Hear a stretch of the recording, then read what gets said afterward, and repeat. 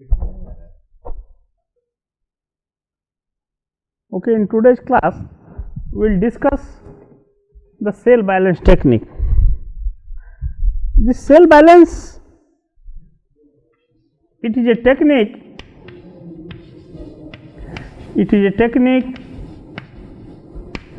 used to derive equations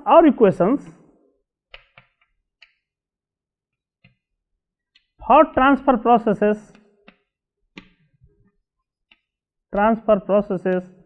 in different situations and circumstances.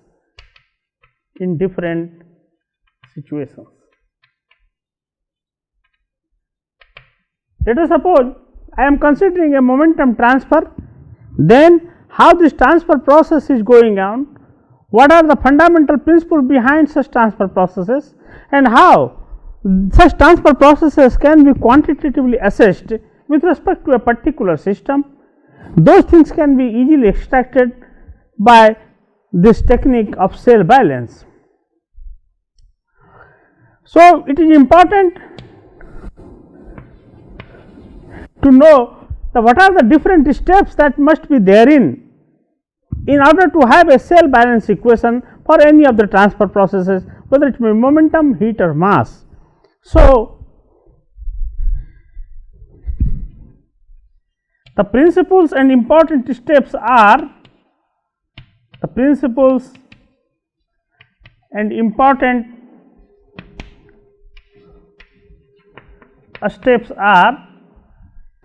first step is the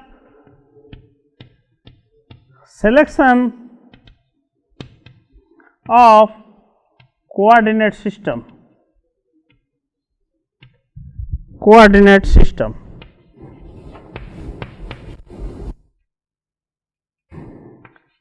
First, a proper coordinate system is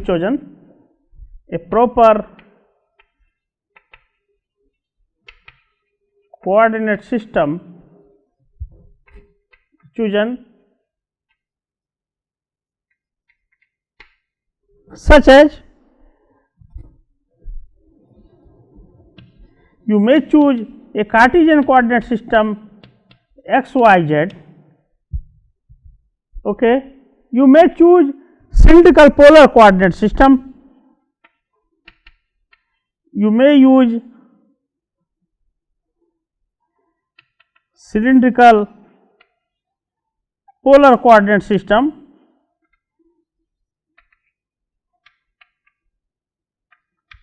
That is r, theta, z, or you may choose a spherical polar coordinate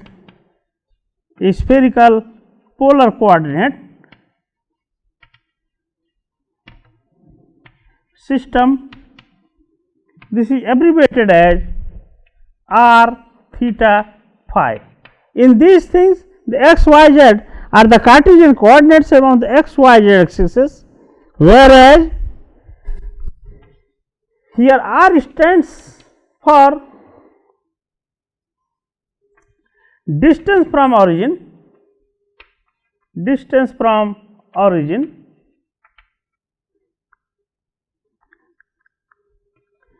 theta is the latitude and phi is azimuth. So, the first and foremost task is the selection of the proper coordinate system. Now, the second step is identification of vanishing components of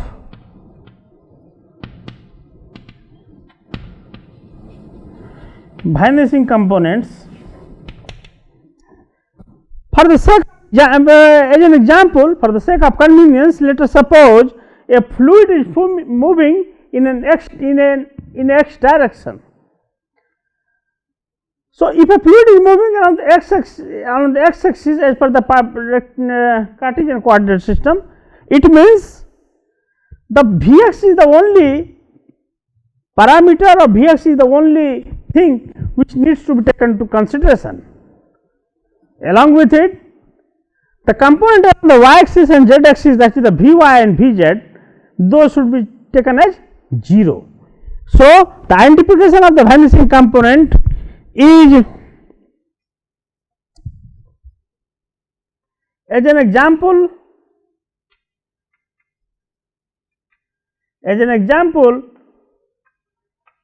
for a fluid moving along x direction,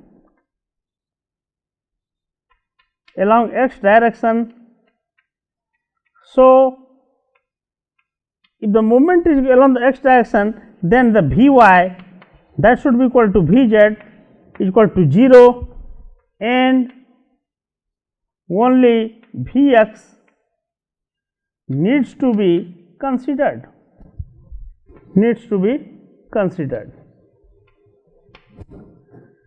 These are the first two steps. Later on, more steps are there which I will discuss you one by one.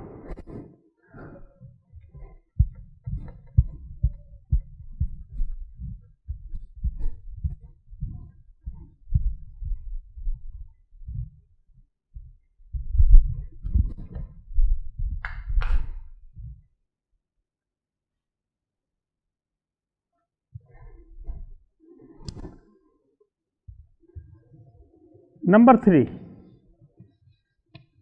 the step is a thin cell is selected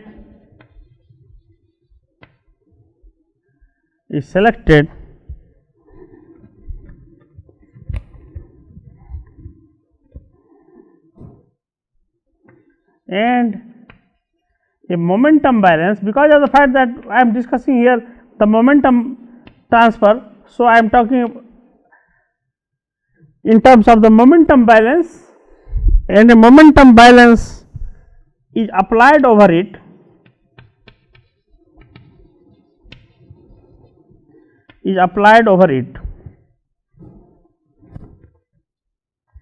and to the area perpendicular to the flow direction,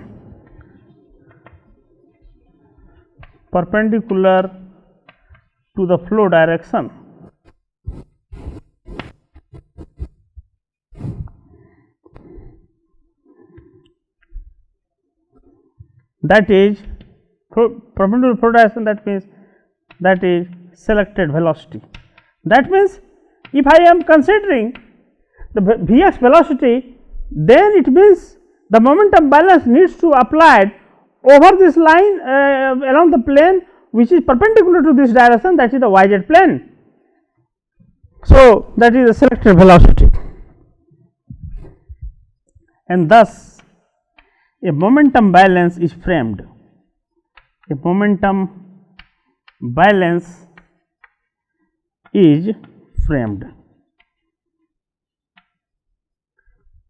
This is your third step. Now, fourth is the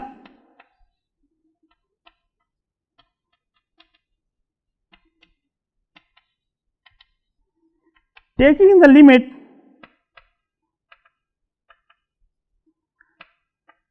thickness tends to 0,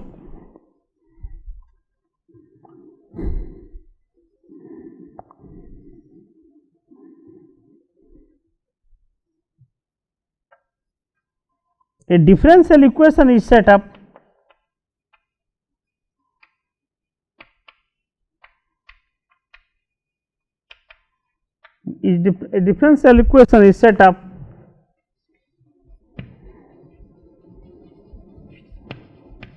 for momentum flux.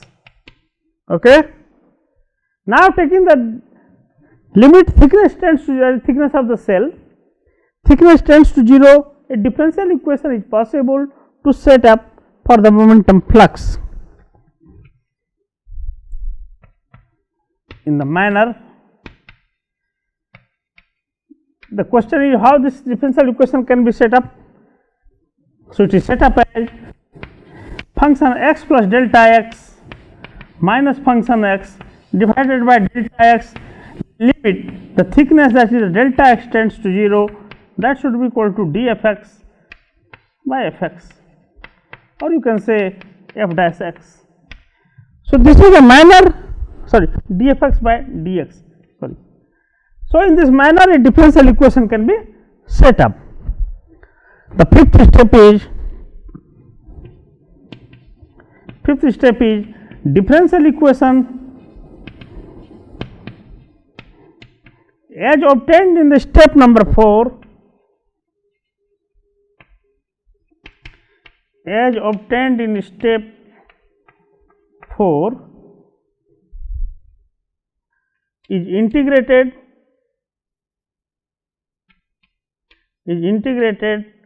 to arrive at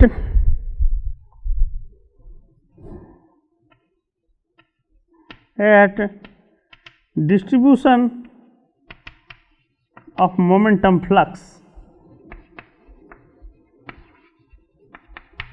as distribution of momentum flux. Also, the constant involved in the solution, that is, if you integrate the differential equation, we will get the solution. Because of the fact that here is the integration is done in terms of the indefinite integration, so the integral constant will be there. Those integration constant or the constants involved in the solution can be determined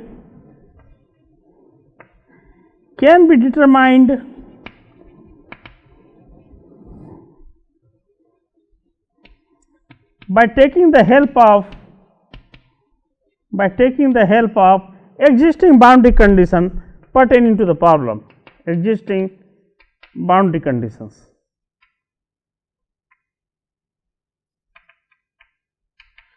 So, you have obtained the differential equation for the momentum flux. Now, utilize the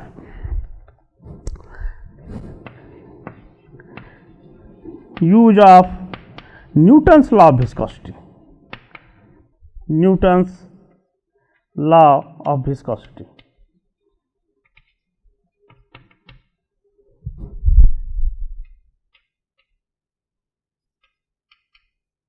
So, through the application of Newton's law,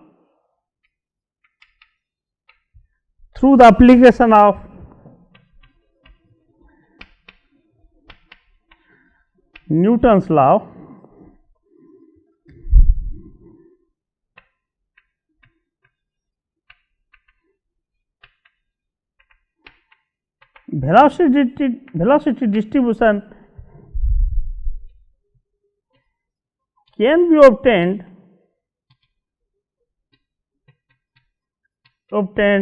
in the differential form. Here also in the differential form.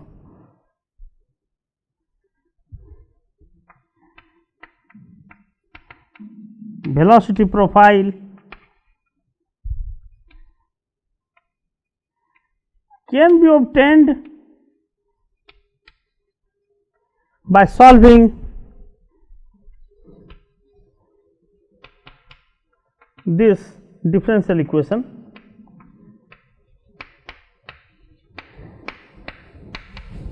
and the constants of integration, the constants of the integration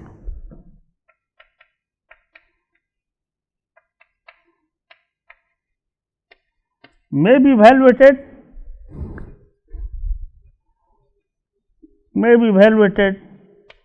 by boundary conditions. Okay. Once you obtain the equation for the velocity by integrating the differential equation for the velocity distribution, once you obtain the solution of that differential equation, so the principal things which can be extracted through the velocity profile.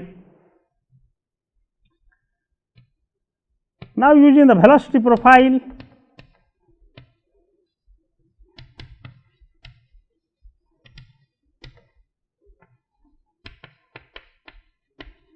different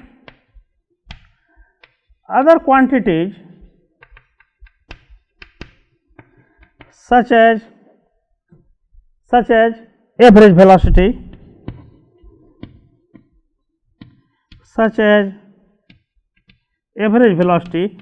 this is abbreviated as symbol V average, the maximum velocity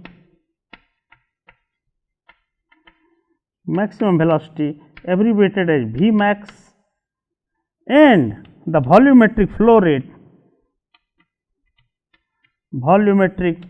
rate, this is denoted by the letter Q, can be obtained. What are the principles involved in the cell balance, and what are the necessary steps which should be followed in order to have a cell balance. Now, in order to elucidate all these principles that I have mentioned earlier, I am explaining now a particular case, so that you must have enough flavor of these steps therein. Now, I am taking an example of the laminar flow through a tube in order to illustrate this cell balance. So, what is the cell balance and what are the principles involved therein. So, I am considering the two sections here, 1 and 2, and I am assuming a velocity profile in this manner. What is the basic philosophy behind such type of velocity profile is that the viscosity, that is the maximum at the wall. So, during the course of the flow of the fluid, it will experience the maximum shear stress at the wall and hence acquire almost zero velocity. As it flows through the center line, the resistance is minimum, hence obtain the maximum velocity, and then again it starts to decrease till the other end, or till the next wall which is coming to its flow, that is this wall number, this lower wall. So, the prime task is in this case to obtain a velocity distribution equation, in this case to find the expression for the volumetric flow rate. So, if I am saying that a cell balance should be created, so it is necessary to have a free body during the flow of the fluid. We have to consider a free body, take a force balance there and try to correlate the different variables therein to arrive at the volumetric flow rate, to arrive at the average velocity, and to arrive at the expression for the pressure difference between the section number 1 and section number 2. Now, the viscosity of the wall is altering the velocity of the fluid in such a manner that it will follow a parabolic path. That, let us suppose this is the entry point. So, at the entry and exit point, the direction of the velocity of the fluid may be different. So, I think I assume that some sort of turbulence may be there, and when the turbulence persists, it means there is a possibility that in a smaller section of this tube, the velocity will increasing from 0 to maximum, then maximum to 0, and when such type of flow reaches the steady state condition, so a greater maximum can be achieved in the terms of this velocity, in terms of this parabolic velocity profile. Such a fully developed parabolic flow can be assumed to have at a distance far away from the entry and exit point, So, keeping those facts in view, the section number 1 and section number 2 are considered at a distance far away from the entry and exit point for the pipe in which the laminar flow is going on. So, taking the free body diagram here, taking the force balance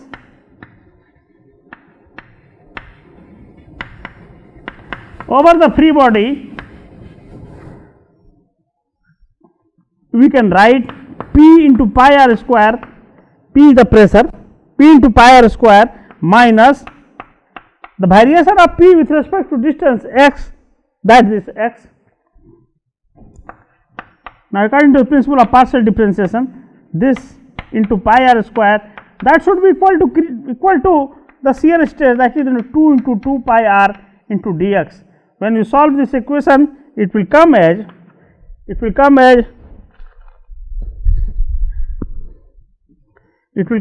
tau equal to minus delta p by delta x into r by 2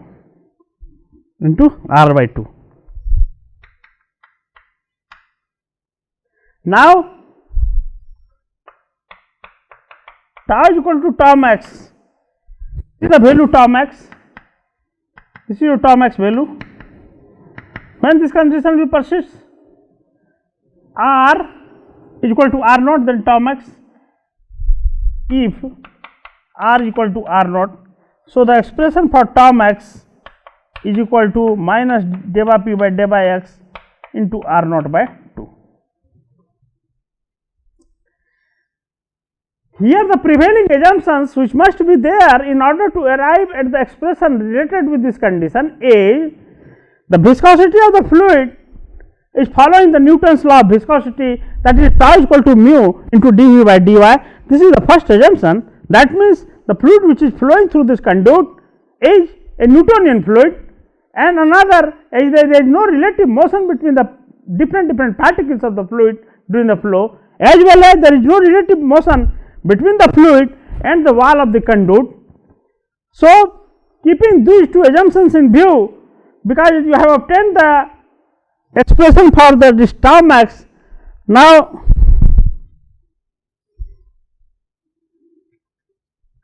assuming the Newton's law of viscosity is being followed by this fluid, that is the tau is equal to mu dv by dy and y is equal to how much? This direction, that is y axis, that is this is your 2 r naught, that is the diameter of this conduit through which the fluid is flowing, and let us suppose the diameter of this free body is 2 r. So, in the two dimensional figure, what is the value of y that can be assumed is the r naught minus r, or dy is equal to minus dr, and hence tau is equal to minus mu dv upon dr. Let it be question number 2. Now, equating equation number 1 and 2, we will find delta p by delta x into r by 2, that should be equal to minus mu dv by dr, or mu dv by dr, that should be equal to delta p by delta x into r by 2, or dv is equal to r by 2 mu delta p by delta x into dr. Integrating this equation, we will obtain v is equal to 1 by 2 mu delta p by delta x into r square by 2, so 1 by 4 mu plus c. Let it be question number 3.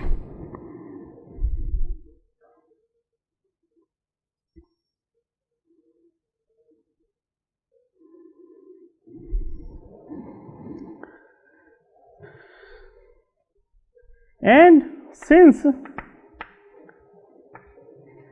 at r equal to r0, v is 0, this r is equal to R naught. So, V is equal to 0. So, C is equal to 1 by minus 1 by 4 mu into day by P by day by X into R naught square. Hence, expression for C comes as 1 by 4 mu day by P by day by X into R square minus R naught square. So, this is the expression for velocity V, sorry. So, V is equal to this much. So, this is the expression for the velocity, and we will obtain the velocity profile here. Let it be question number 3. This equation number 3, it is an equation of parabola.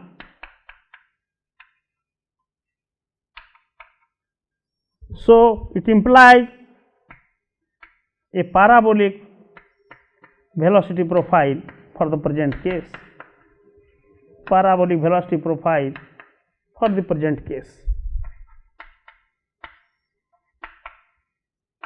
Okay, that you have obtained. Second thing,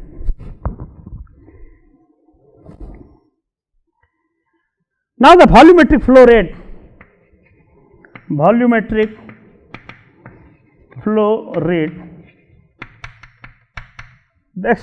have to derive the expression for the volumetric flow rate. The infinitesimal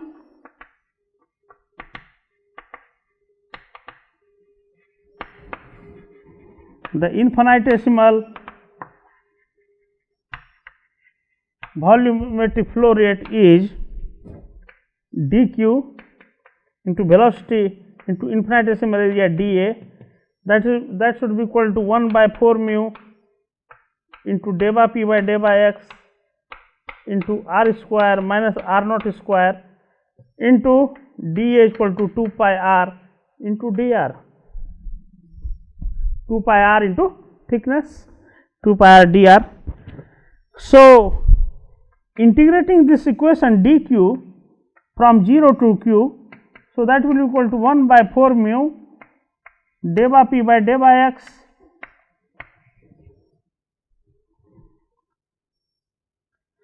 so better to say here you should remove this 2 pi taking out here. So, pi upon 2 mu, is it not? Pi upon 2 mu. So, this will get out, this will become come here into this into R cube dr minus R naught square into R dr, integration 0 to R naught, integration 0 to R naught. So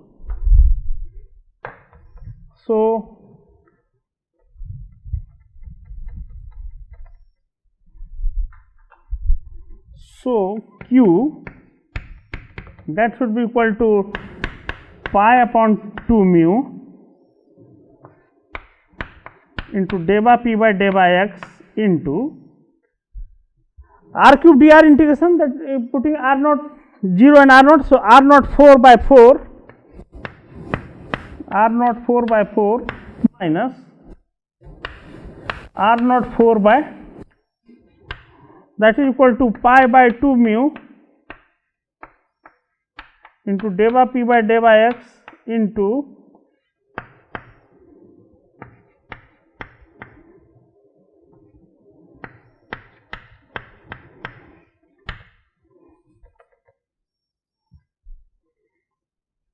so that can be written as pi by 2 mu, and taking this 4 out, pi by 8 mu into day by P by day by X into R naught 4, that can be rearranged in the term, it can be written as pi by 8 mu into day by P by day by X R naught 4. So, this is the expression for the volumetric flow rate. Let it be question number 4. Also, Also the maximum velocity which can be obtained in this case, that should be equal to how much? That is the volumetric flow rate divided by pi r naught square, because r naught is the dimension, is the radius. So V naught is equal to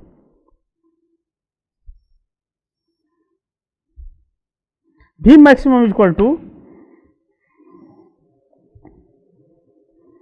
1 by 4 mu expression for V into delta P by delta X into R square minus R naught square at the value what? At the value R is equal to 0. So it will come as 1 by 4 mu delta P by delta X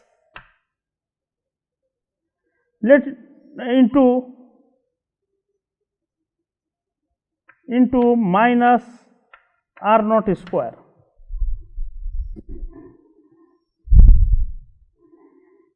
Okay. So V divided by V max is equal to how much? V, that is expression number 3 divided by V max, expression number 3, let it be 5 equation. So 3 by 5, what will you obtain?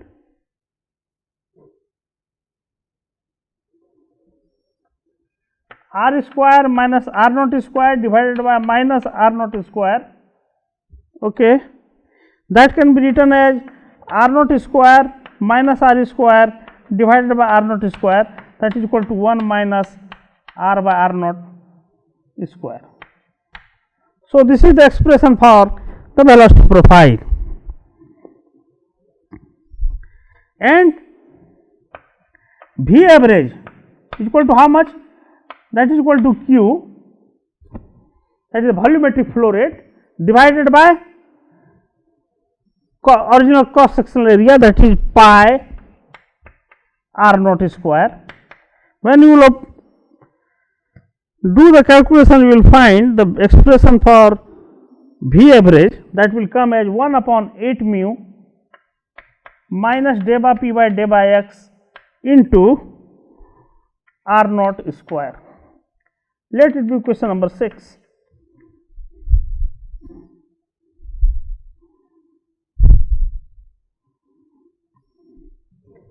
So expression for V average by V max,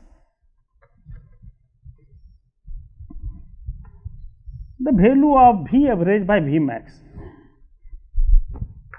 This is the value of the V average and this is the V max. So the value of V average by V max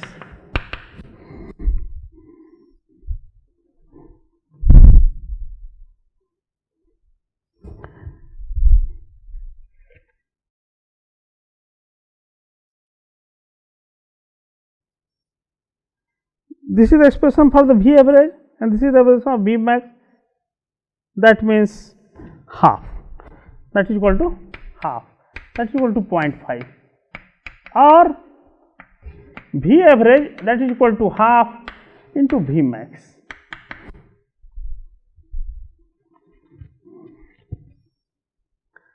Now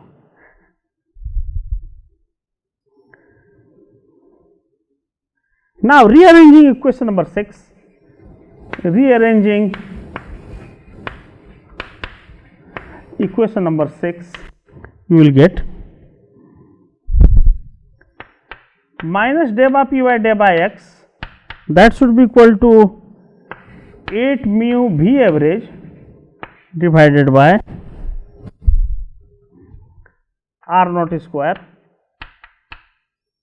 This partial derivative, because of the fact it is only x direction is considered, so this partial derivative may be changed as minus dp by dx is equal to 8 mu V average divided by R naught square, that is equal to 32 mu V average divided by d naught square, where d naught is the diameter of this conduit through which fluid is flowing, or P integration from P1 to P2, where P1 and P2 are the pressures at the section 1 1 and section 2 2.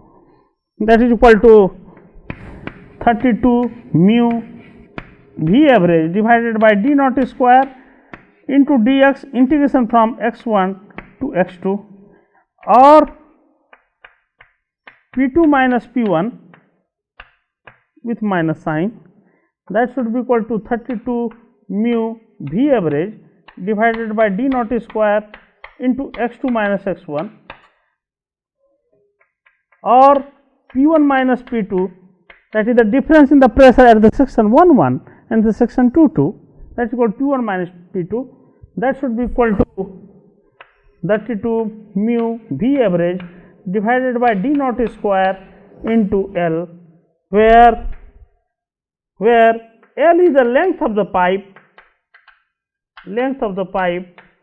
and that will be nothing but equal to x2 minus x1, that is the position coordinate of the section 1 minus position coordinate of the section, that is equal to position coordinate of the section number 2 minus position coordinate of the section number 1. So, this equation